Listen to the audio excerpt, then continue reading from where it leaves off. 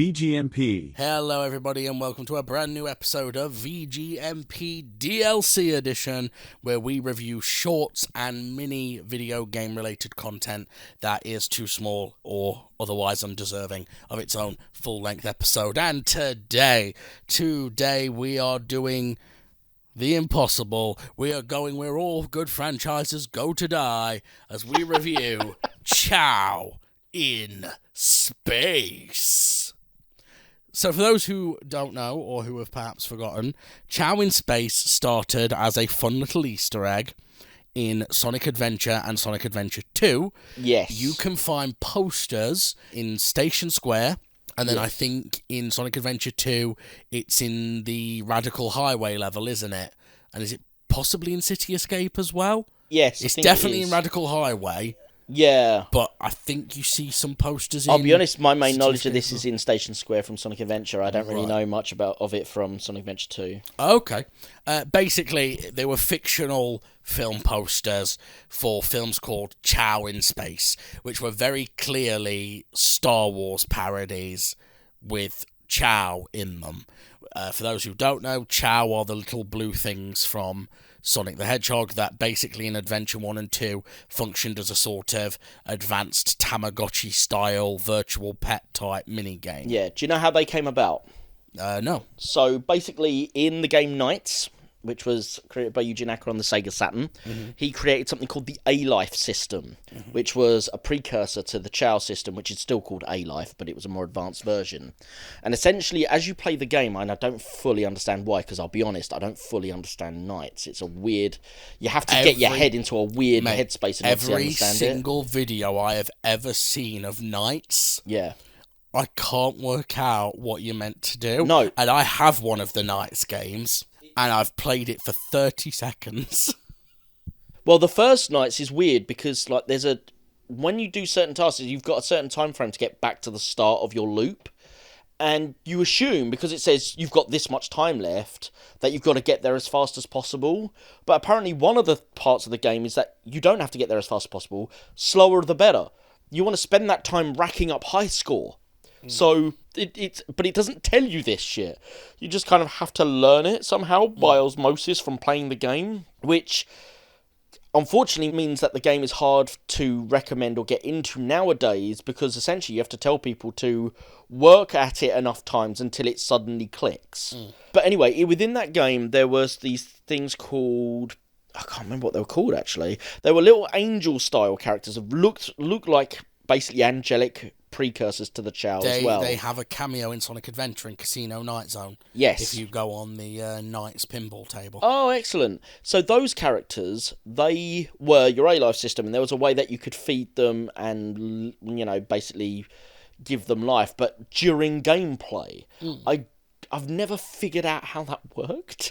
I just know that that's the case. Yeah. When it came to Sonic Adventure, which, let's be honest, was only actually released about a year later in Japan, what they did was they expanded the A-Life system and segregated it away from the main gameplay, which was the best idea. Yeah, making it an optional minigame. Yeah, which gave it more of that Tamagotchi feel and allowed you to, focus on it whenever you wanted to. Yeah, and ignore it if you weren't interested. Yeah, so that's the origins of the Chao as a concept. This series was by Tyson Hesse, the guy who made the Sonic Mania Adventure series. He's done a lot of these mini shorts now for Sega. I didn't realise how many he'd done when we did Sonic Mania Adventure. I've now got as much of the back catalogue as I can get. They're almost all voiceless with a few exceptions. Even in this, there's only one actual line, which is at the very end, Sonic, my face!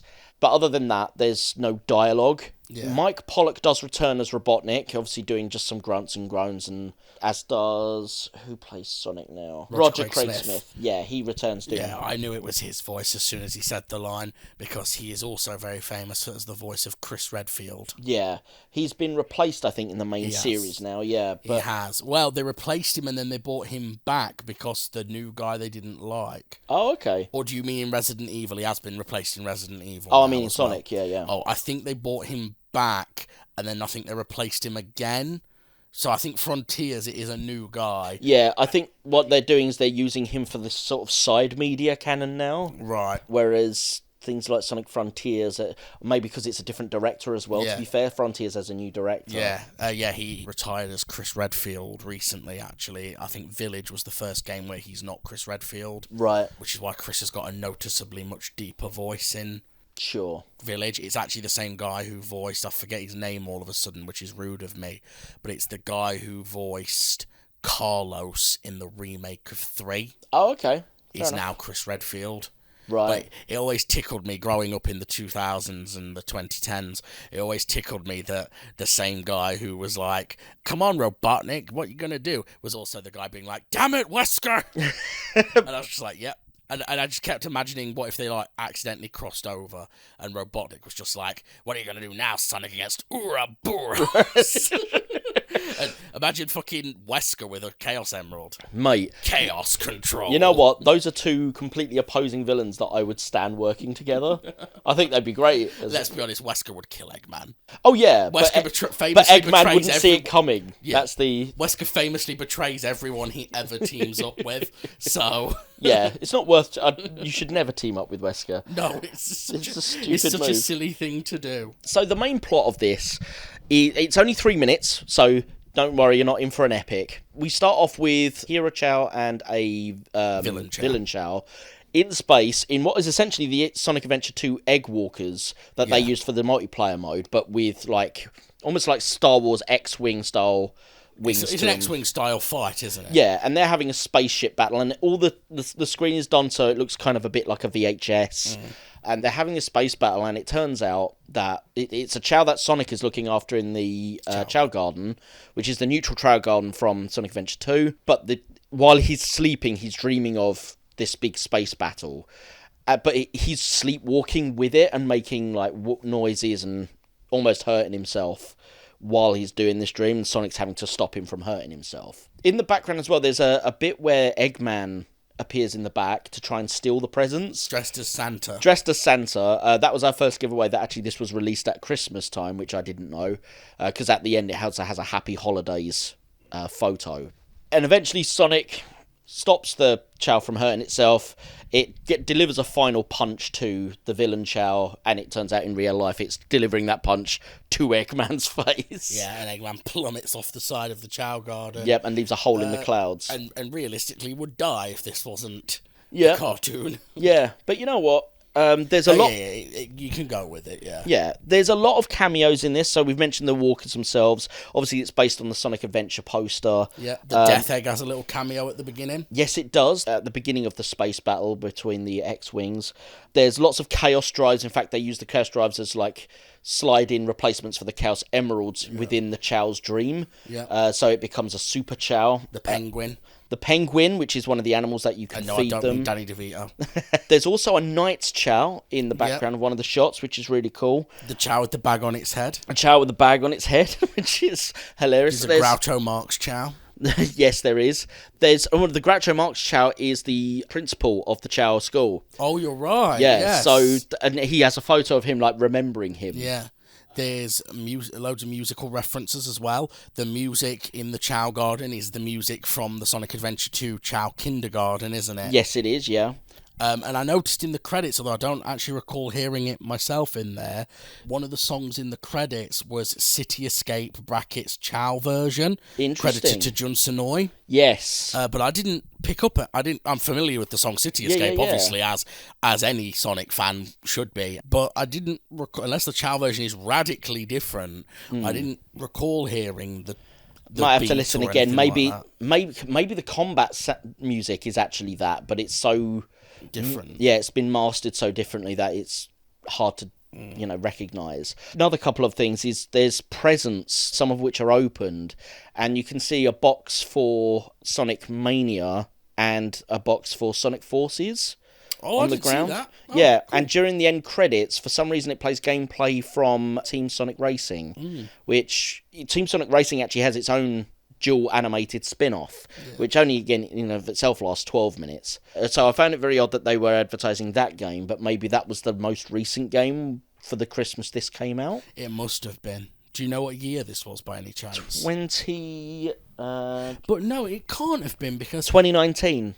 Because didn't Team Sonic Racing predates Mania by miles, doesn't it? No, Sonic and All-Stars Racing Transformed predates it. Oh, so Team Sonic Racing's after the transformed ones? Yeah. Oh, I thought it was the other way round. Okay. No, Team Sonic Racing's 2019. It's by the same team that made Team Sonic Racing. They just realised that no one ever played as any of the other Sega characters. No, you know what?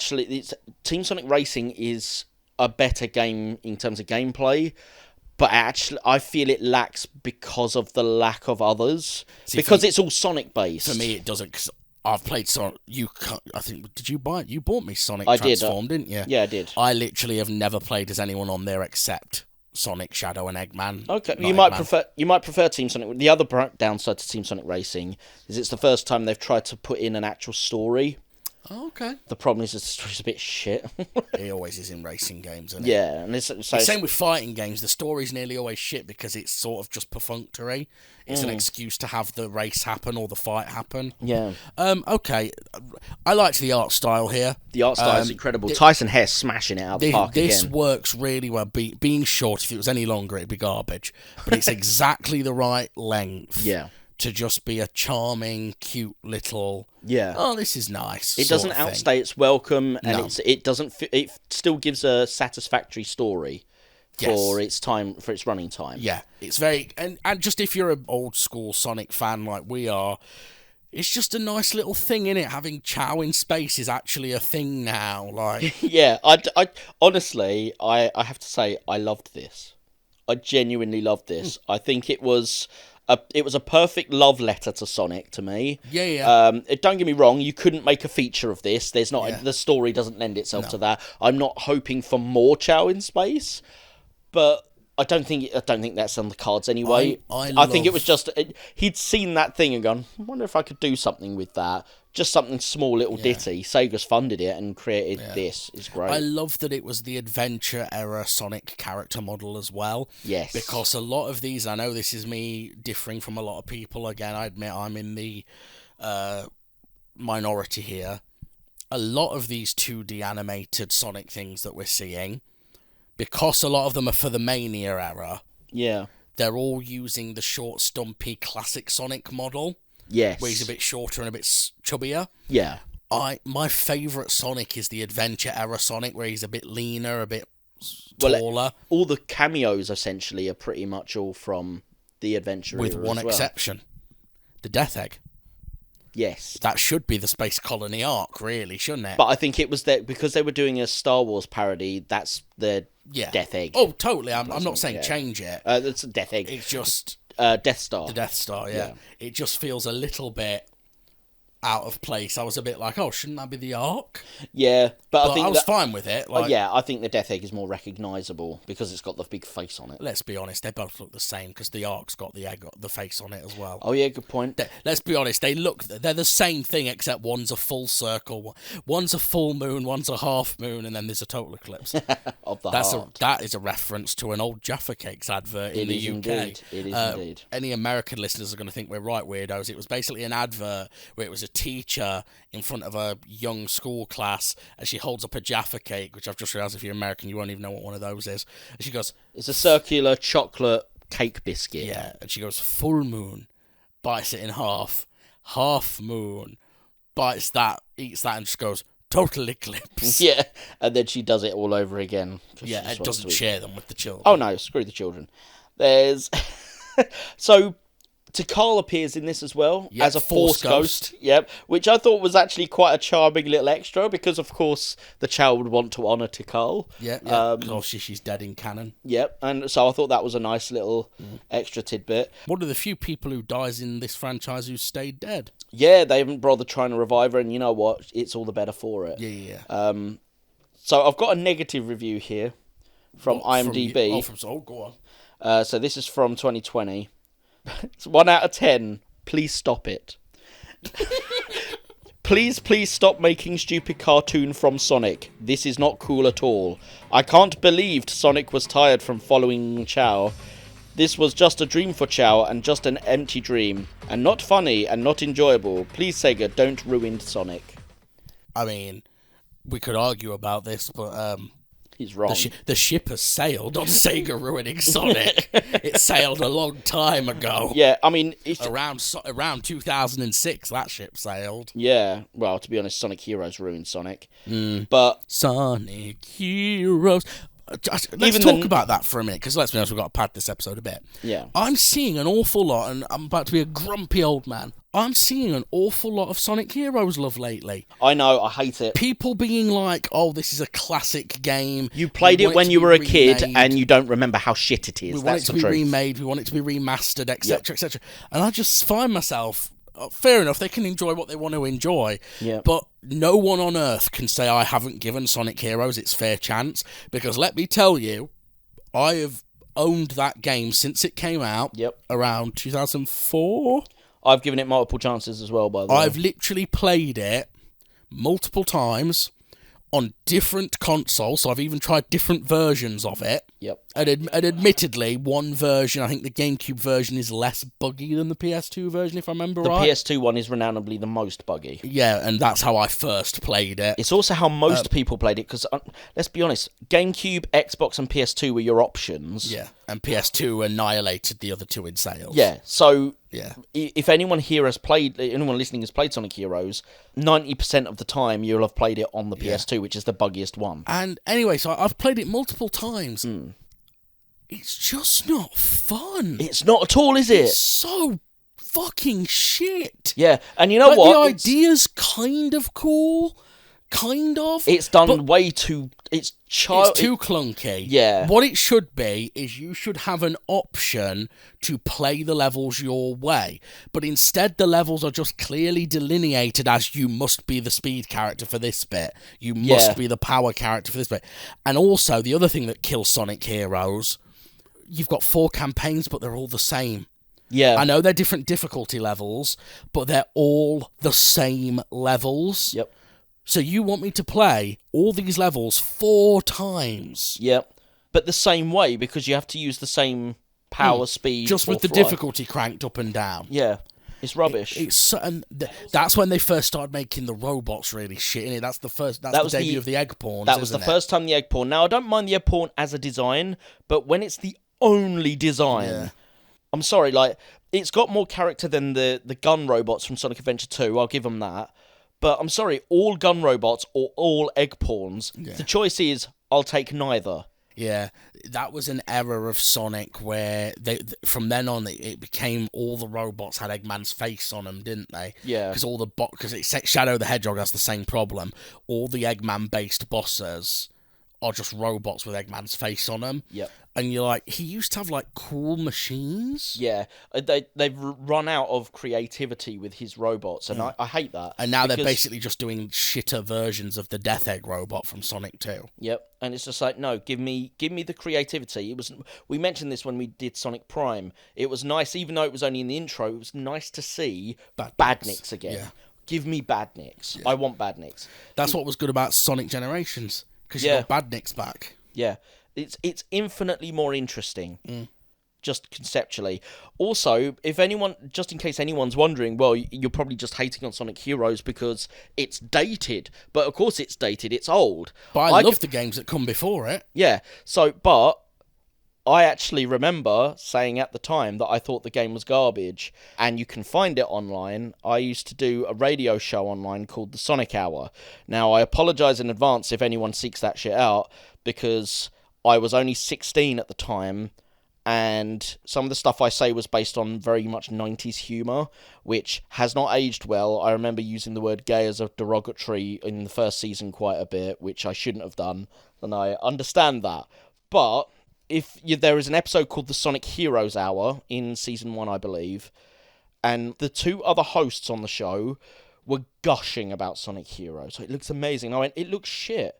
The graphics look awful. And they're like, no. Everyone looks like they made a plasticine in it, don't they? And I called that out before it was released. I went, why do the graphics look really plastic and shit?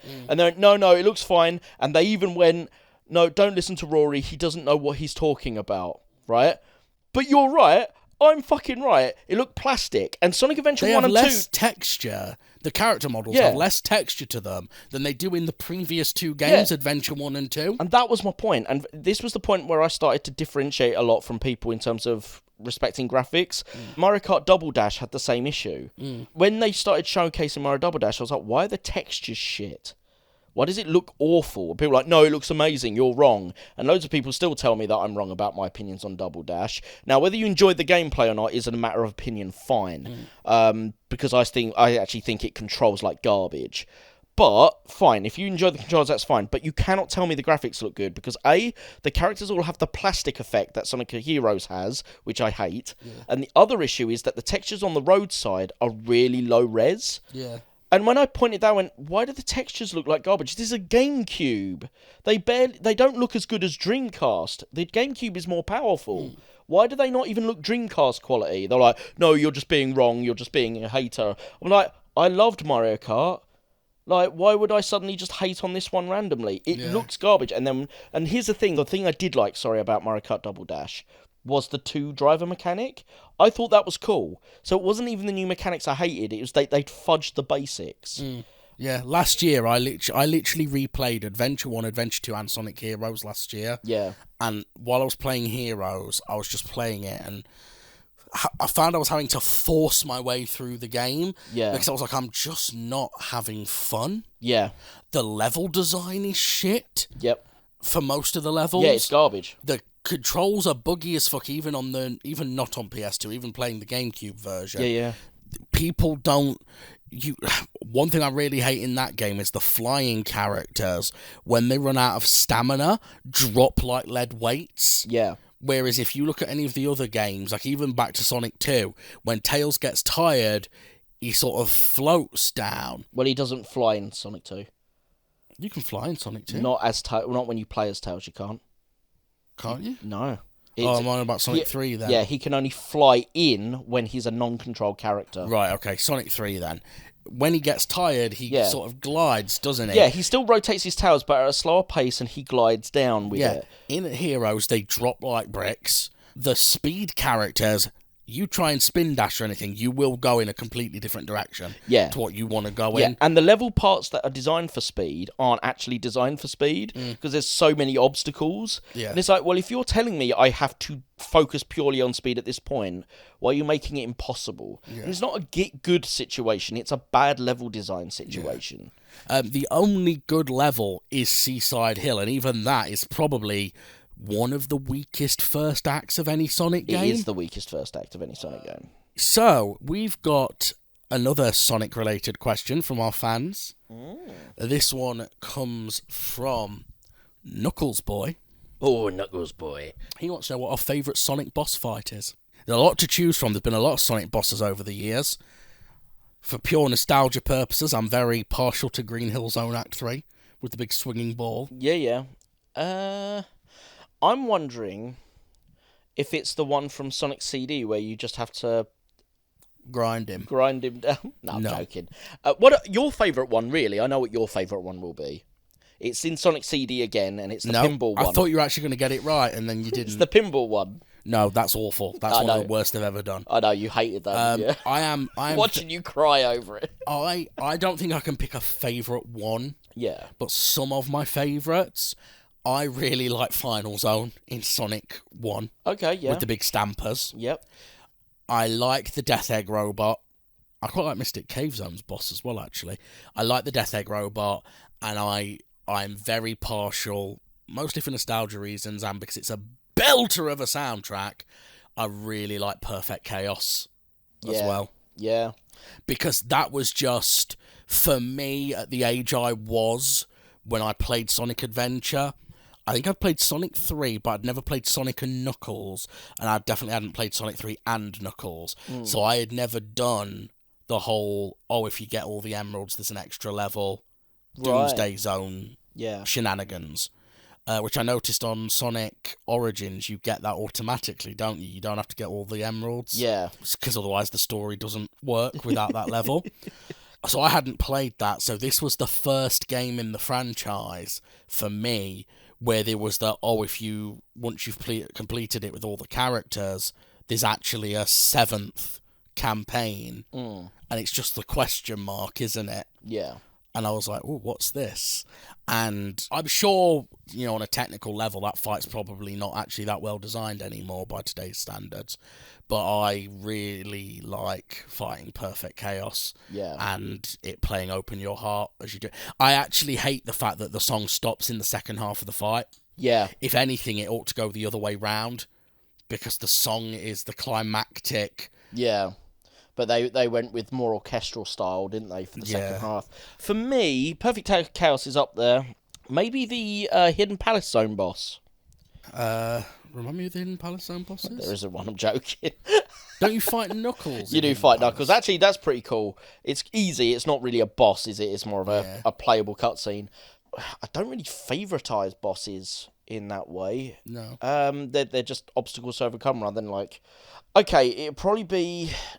the Doomsday Zone from Sonic 3 and Knuckles. Yeah, like when you get to the end and he's got the big, not the supersonic bit at the end. That one's a bit meh. It's the bit where you're there and he's got the grabby hands, and then you have to kick him in the face. He's got the big nose and the laser. Yeah, he drops open, doesn't he? And he's got the Master Emerald. Yeah, when I was younger, I found that impossibly hard, but it was so... It felt so dramatic. Yeah. That was again, with no dialogue, they managed to build this bit, and it's just like, when that music kicks in, do, do, do, do, and you see this big, fucking huge robot with massive hands, you're like, oh, shit. Yeah. I'm dead. It's a bit like the Death Egg robot, isn't it? I remember that feeling incredibly. Yeah. Like I remember you obviously at the end of Wing Fortress. Yeah. You grab on the spaceship, don't you? You go up to space. And I remember being a kid just being like, we're in space. And even as a kid, bear in mind I was 6 or 7, I literally turned around to my brother and sister, was like, well, actually, Sonic would die because he wouldn't be able to breathe in space. It's just actually... it's just a hard border between sky and space, isn't it? And I literally was just like, actually, he'd suffocate now. Yeah. But anyway, and then you go into Death Egg Zone, and you're like, wow, that's a cool name. And obviously Metal Sonic comes down, doesn't he? And you fight Metal Sonic. Then you chase Eggman. And it's that music. It's got sort of an alarm in it. And it's like, do-do-do. Yeah. Do-do-do. It also has kind of a military sound to it as well, doesn't it? Which is like, none of the other boss music sounds militaristic. Do-do-do-do. It's got that flute in it, hasn't it, that does that? Yeah. Down, down, down, down, down, down, down, down. That's it. Do-do-do. Yeah, and it's you're just like, it feels... Epic. And now he feels epic. Prepare the market. So I think that's where I'd go. Yeah, good choices, good choices. There we go, Knuckles Boy. Was it Knuckles Boy? It was Knuckles Boy. It was Knuckles Boy. I'm not making these up, I swear. No, not at all. To generate content. Amazing that we've got so many replies. We're a popular show that does a viewership of about to be 1 fair, download a day. To be fair, we are the biggest video game movie specific podcast there is. Because we're the only one. Several have come and gone.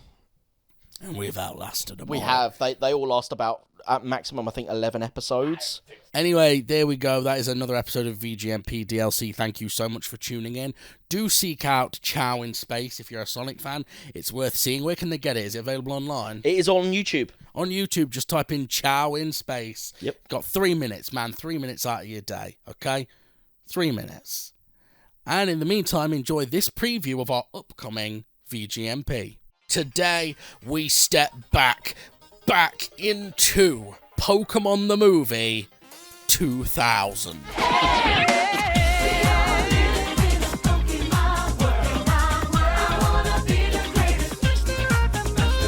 They meet this other girl who, I won't lie, I didn't get her name, but she constantly keeps suggesting that Misty is Ash's girlfriend, which upsets Misty. Yep. And this girl's like, oh, you're not his girlfriend? Great, because I'm warm for that form, even though these are literal children. He's not my boyfriend! He's a boy and he's a friend, but he's not a boyfriend!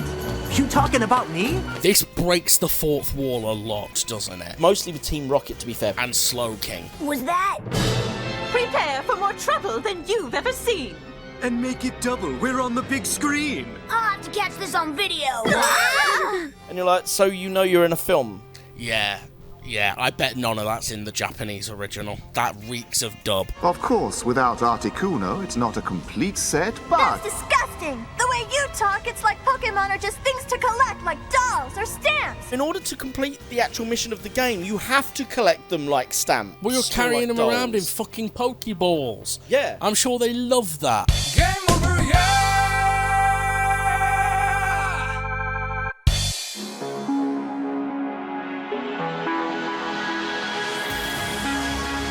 Cyberpunk Studios.